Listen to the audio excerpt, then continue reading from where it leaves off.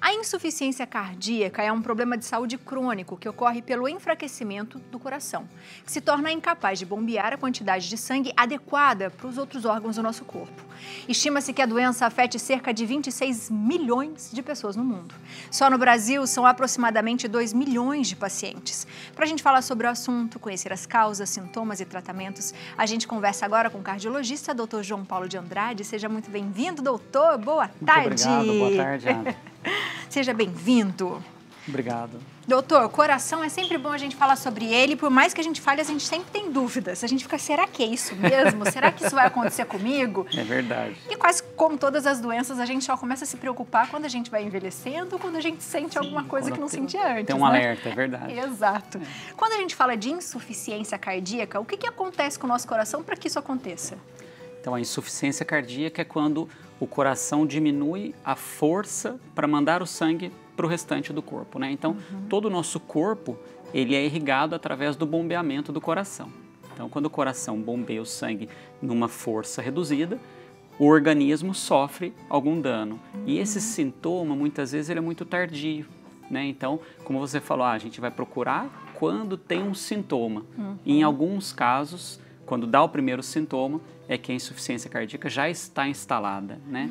Então, a importância do check-up é justamente para prevenção de chegar ao quadro da insuficiência cardíaca, que ela pode ser desde o que a gente chama de oligosintomática, que é aquele sintoma muito discreto, muito eventual, até os sintomas mais clássicos da doença, que é no estágio que ela já está avançada, né? Que aí envolve o inchaço nas pernas, o cansaço aos esforços, o decúbito dependente. Então, quando o paciente deita, ele se cansa, ele tem despertares na madrugada com falta de ar, o coração acelerado, a turgência jugular, que é a veia do pescoço mais estufada, mais dilatada.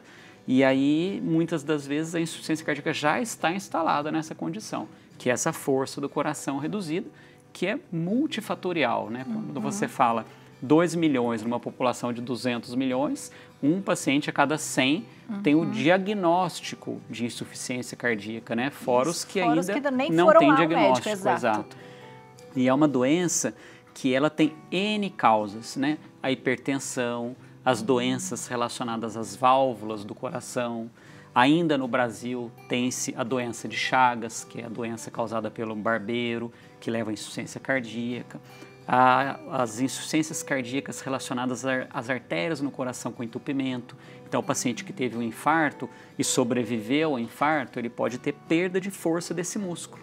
E esse músculo não consegue mandar aquele sangue adiante. E aí ele desenvolve insuficiência cardíaca. Então, ele é multifatorial, realmente. A obesidade é um outro fator de risco importante para desenvolver insuficiência cardíaca. O Covid levou a alguns casos, né, muitos casos de insuficiência cardíaca relacionando o vírus ao músculo do coração. Então, é realmente multifatorial. E doutor, você falou do check-up, né? Então, é possível eu prever isso num check-up? Como que eu consigo fazer isso? Assim, a insuficiência cardíaca, ela...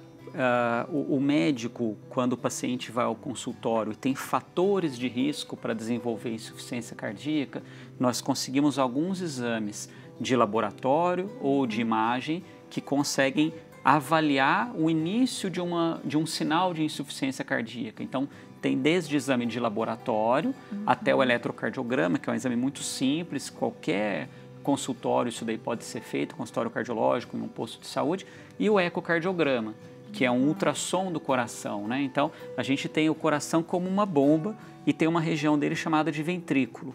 Essa região chamada de ventrículo é a região do coração que manda o sangue para o restante do corpo. E através do eco a gente consegue avaliar como que está a força desse músculo, né?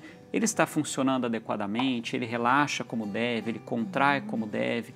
São muitas as situações que podem prejudicar essa força. O uso de esteroide anabolizante, a hipertensão mal controlada faz com que o músculo vá ficando mais grosso.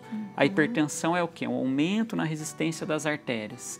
Para você vencer aquela resistência, você tem que fazer mais força. Uma coisa é você fazer força no braço e ele ficar mais hipertrófico. Outra coisa é o coração. O coração não pode ter uma hipertrofia importante, senão ele entra em insuficiência. As doenças virais podem culminar numa contaminação no músculo do coração e levar a uma miocardite, que é uma perda de força relacionada a uma infecção. Então é possível no consultório, através de alguns exames e da conversa com o paciente, a gente fechar esse diagnóstico. Aquele paciente que ele estava acostumado a ir da casa dele até o supermercado e tinha uma pequena ladeira e hoje ele tem que, quando chega na metade dessa ladeira, parar para respirar. É um sinal de insuficiência cardíaca. O paciente que começou a inchaço nas pernas, nas duas pernas, e não tem nenhum problema circulatório importante, pode estar relacionado à insuficiência cardíaca.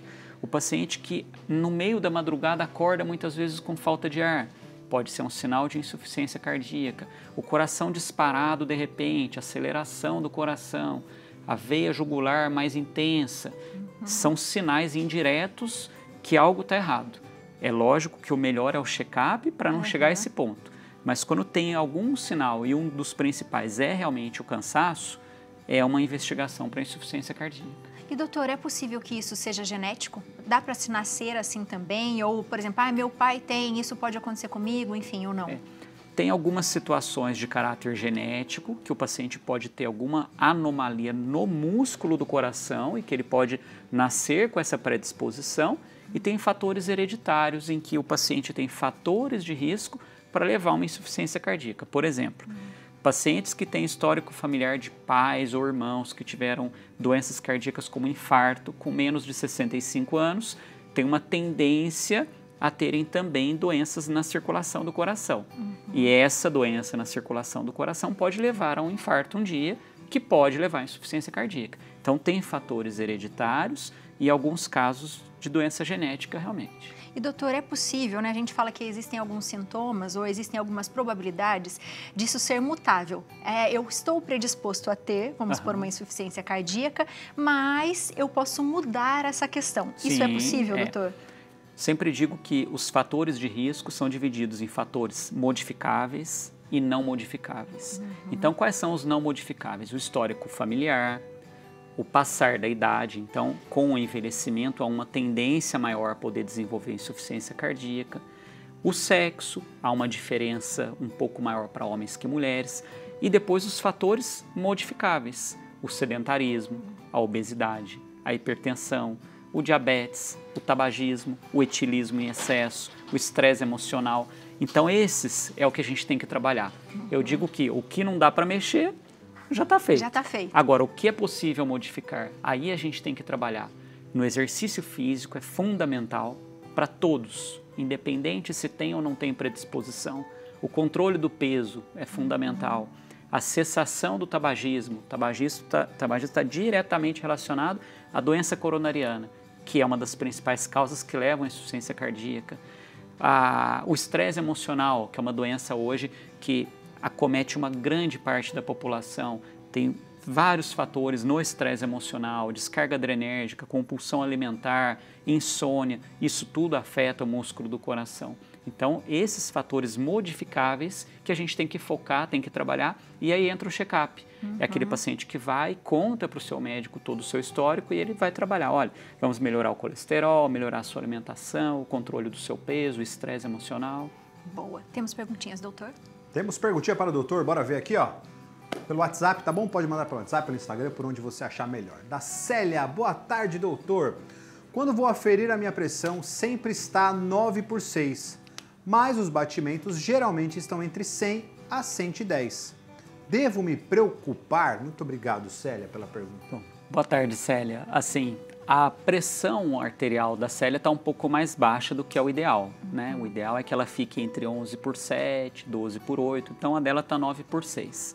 E a frequência cardíaca alta pode ser uma resposta do próprio organismo dela em relação da pressão baixa. Então, quando a pressão cai, há uma tendência do batimento aumentar para compensar aquele volume de sangue que tem que ir para frente. Quando a gente leva um susto, pressão cai, o coração acelera. Sim. Quando você desidrata, pressão cai, o coração acelera. Então, esse aumento da frequência cardíaca da Célia pode ser para compensar essa pressão baixa. E aí tem que investigar situações que estão levando essa pressão dela a estar mais baixa. O calor é um fator de risco importante, então ela tem que se hidratar adequadamente. Salvo da última vez que eu estive aqui, nós falamos da hipotensão, que é a pressão baixa. Então, hidratar-se adequadamente é fundamental para manter a pressão um pouquinho mais baixa, mais elevada. ela tem essa pressão baixa, mas ela está tomando um remédio que pode fazer a pressão cair, ajustar esse remédio. Doenças metabólicas e hormonais, o hipotiroidismo pode dar queda de pressão, a anemia pode dar queda de pressão. Então seria interessante ela passar numa consulta cardiológica, fazer essas investigações e se afastar das causas secundárias, o foco é a hidratação, aumentar o volume de água. E aí quem já tem, por exemplo, diabetes, hipotiroidismo, por exemplo, tem que ter mais atenção ainda no coração. Muito mais. Das doenças crônicas, diabetes, o colesterol alto e a hipertensão, eu digo que eles formam um tripé para a doença cardiovascular. Hipertensão, diabetes e colesterol são como uma bomba para o coração. Então, tem que controlar muito bem esses 3 fatores de risco. São os principais. Se a gente consegue ir ao médico, doutor, quando começa a sentir, né, ter os sintomas, embora já seja um pouco mais tardio. Já tardio. Mas é possível fazer um tratamento? Sim. E quando não, o que acontece? A gente teve o caso do Faustão, por exemplo, né, foi uma insuficiência. Sim, sim. Como que funciona, doutor, esse tratamento? A insuficiência cardíaca, primeiro a gente deve avaliar se trata de uma insuficiência cardíaca crônica, ou seja, causada por vários fatores, pressão, diabetes, colesterol, ou aguda, por exemplo, uma miocardite por Covid. Infectou, é um quadro agudo, grave, urgente. Ou se ele é crônico, se ele foi se arrastando com o decorrer de anos. Esse crônico, ele tem o tratamento à base, sobretudo, de medicamento e mudança nos hábitos de vida. Quando as mudanças dos hábitos e a medicação não surtem um resultado adequado, tem outras formas de tratar. Existe o ressincronizador cardíaco, que é um aparelho colocado no coração. Em alguns casos mais avançados, o próprio transplante cardíaco. Já nas situações mais agudas, habitualmente o tratamento é em âmbito hospitalar. O paciente em leitos de UTI, com algumas medicações que são feitas diretamente na veia. E quando não há resultado, muitas vezes o transplante cardíaco. Tá? Então, ela é diferente do tratamento da doença aguda e da doença crônica, que tem esses vários fatores de risco. Doutor, em relação a transplante, a gente sabe que tem uma fila gigante, embora o Brasil seja uma referência em transplante, principalmente de coração, né? Como que funciona, doutor? Assim que se consegue, né, adequar um coração, é necessário que esse coração dessa outra pessoa tenha as mesmas características de quem está precisando? Como que é feita essa escolha? Algumas características devem ser semelhantes, né? O porte físico do paciente, se esse coração do doador é um coração saudável, né? Então, às vezes tem um paciente que é um potencial doador, mas ele já tem um coração doente. Então, nesse perfil, talvez não se encaixe adequadamente. E o paciente que vai receber, esse paciente que vai receber, apesar de ter a insuficiência cardíaca, ele tem que estar estável em outras condições. O rim legal, o açúcar bem controlado, a pressão bem tratada, o pulmão bom, senão, entre aspas, você vai perder um coração, você vai implantar um coração num paciente já muito descompensado, né? Então essa análise ela é feita e o Brasil realmente é uma referência em transplantes cardíacos, né? Então a gente tem esse conhecimento no Brasil de poder selecionar tanto o doador como o receptor de forma muito adequada para se ter um bom resultado pós-transplante. E pós-transplante, doutor, a vida é normal ou o que eu tenho que ter de atenção? No começo ainda não, né? Com o passar do tempo a vida vai se tendendo ao normal. Mas o paciente, além de usar alguns medicamentos para as doenças de base, então, quando ele faz um transplante, na insuficiência cardíaca crônica, os fatores de risco continuam. Ele continua sendo diabético, hipertenso, em alguns casos obeso, em alguns casos ainda tabagista. Então, esses outros fatores devem ser tratados corretamente, senão aquele novo coração também vai entrar em insuficiência. Além de algumas drogas que nós chamamos de imunossupressores, né? Para evitar o risco de rejeição, e são várias que o paciente tem que usar por um tempo. E a gente está falando bastante da obesidade, né, doutor? E a gente sabe que hoje muitas pessoas com obesidade fazem tratamentos específicos e utilizam aquelas canetas, né? De semaglutida, tirzepatida, enfim. E existem algumas canetas que eu acho que acabam, sei lá, né, tendo tão comum, e as pessoas falam, eu tenho uma mais barata, e eles já estão verificando que existem algumas canetas com esses medicamentos falsos. Isso é um grande risco para o coração? Para todo o organismo, né? Tudo aquilo que é falso e você vai aplicar no seu próprio corpo, você está expondo o seu corpo a um veneno, que na maioria das vezes você não sabe nem o que tem nessa composição, né? Então aquilo que não é oficial, aquilo que não é reconhecido, aquilo que não tem uma liberação, no nosso caso da Anvisa, do Ministério da Saúde, aquilo deve ser evitado, né? Então, seja qual for a substância, um emagrecedor, um remédio para pressão, um remédio para colesterol, um remédio para diabetes, seja qual for a substância, se ela não é validada, ela não deve ser utilizada expondo o organismo a risco. E esses riscos são diversos, né? Desde uma hipoglicemia acentuada que pode levar a óbito até realmente outras descompensações. Então, se tiver de usar por orientação médica, usar aquilo que é prescrito realmente, não essas substâncias clandestinas, né? Que aí pode trazer risco e risco à vida, né? E são riscos potenciais, né? Até os remédios, né, doutor? Porque a gente sabe que existem alguns remédios que também aceleram os batimentos cardíacos, né? Sem dúvida, sem dúvida. E às vezes usa para tratar uma coisa e prejudica outra, né? Então, por exemplo, tem a insuficiência cardíaca, que ela é relacionada a algumas substâncias no tratamento oncológico. Então, sempre que o paciente vai fazer um tratamento oncológico, o oncologista sempre tem o cuidado de avaliar o coração primeiro. Então, o paciente às vezes vai no consultório, veio para fazer uma avaliação cardiológica, se ele tem condição de usar essa substância, que ela é potencialmente agressora ao coração. Então, ele vai usar, vai fazer um exame do coração chamado de ecocardiograma. Começou, depois de 3 meses ele refaz o exame, depois faz de novo, está indo bem? Pode manter, nossa, descompensou, vamos suspender um pouquinho. Então, essa equipe multidisciplinar, quando a gente fala da obesidade, o papel do nutricionista, do estresse emocional, o papel de um psicólogo, do diabetes, o papel do endocrinologista, então é uma equipe junto trabalhando em prol do doente. Mas principalmente é ele quem tem que se cuidar, né? O exercício físico quem vai fazer é ele, não vai ser o médico, né? O controle alimentar a gente orienta, mas quem faz, quem põe em prática, realmente acaba sendo o paciente. Com certeza. E por isso a importância do check-up, da gente se conhecer, né, doutor? Sem dúvida. Porque qualquer problema que você tem, você já, olha, tem um problema no coração. Avise antes, né? E hoje a gente tem muito recurso diagnóstico, né? Óbvio que alguns exames são mais caros do que outros, mas com exames simples, como é um eletro, um eco, que tem em qualquer cidade do interior mesmo, tem um exame desse, é possível se fazer um bom diagnóstico, né? Mas o paciente tem que procurar, tem que se cuidar. E se cuidar sempre, viu? Sim. Aquela receitinha que o doutor fala todas as vezes, exercício físico, alimentação, né? Exato. Baixa do nosso cortisol, enfim. Doutor, seja sempre muito bem-vindo à nossa casa, Obrigado. viu? Obrigada sempre pelas explicações tão didáticas. Você de casa aproveita, manda mensagem pra gente no Instagram, se quiser continue fazendo perguntas que a gente vai respondendo pra você, doutor volta, tá bom? O telefone, e-mail do doutor João Paulo Andrade, 1981, @yahoo.com. Doutor, obrigada. Mais uma vez, viu? Seja sempre bem-vindo. Muito obrigado.